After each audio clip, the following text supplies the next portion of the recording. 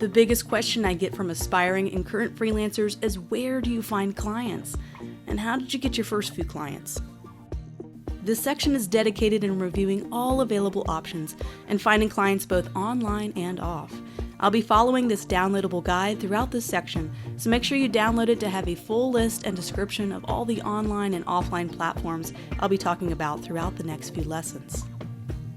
A lot of students place their well-made personal portfolios, profiles, written biographies on all of these online freelancer platforms like peopleperhour.com or upwork.com, and they're pretty discouraged by the lack of action. Dust balls roll across the desert and disappointment runs high. The lack of clients contacting them for work can make them feel like they did something wrong, like their portfolio was not good enough or their pricing was too high. And I want to be honest before this section starts and say that finding clients online is hard.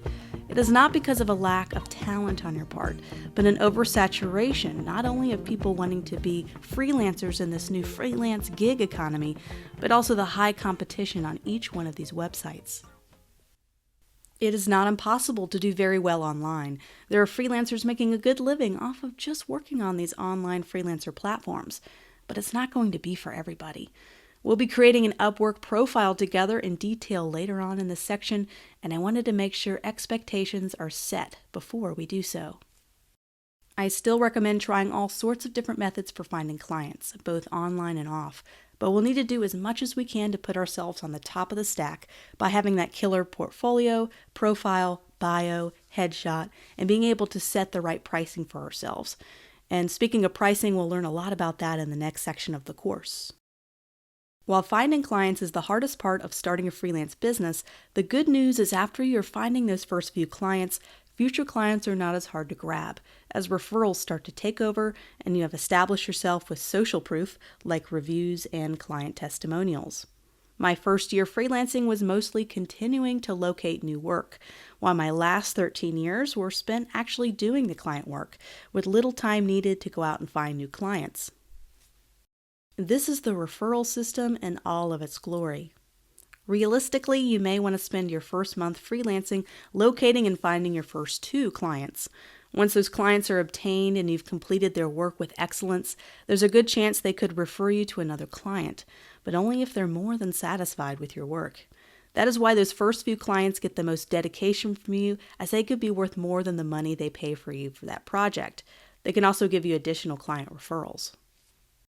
Let's say client 1 never refers you to anybody else, but client 2 does. You complete work for the second client's referral, and that referral gives you another referral. You can start to see this web of relationships that start to develop as your name gets passed around to different contacts. There are 2 types of clients: long-term steady clients that give you constant work each month, week, or day, and short-term clients that have a one-time project. Long-term clients that give you steady work are the most valuable clients around. Sometimes it's even worth charging a little less for those clients to establish that longer-term relationship, overtaking a lot of short-term projects that pay more. It only takes several long-term steady clients to fill up your weekly work schedule, which is of course a good thing if finding clients is a huge chore for you. So take heart. This is the hardest aspect of freelancing, and it will not be your main task forever. Doing great work with the first few clients can pay huge dividends for your future freelancing career. Once you build up a nice combination of long-term clients and a few short-term clients, continuing to get that referral system going, you could see how finding clients will be just a temporary battle. Now let's review all of the different ways we could start finding clients.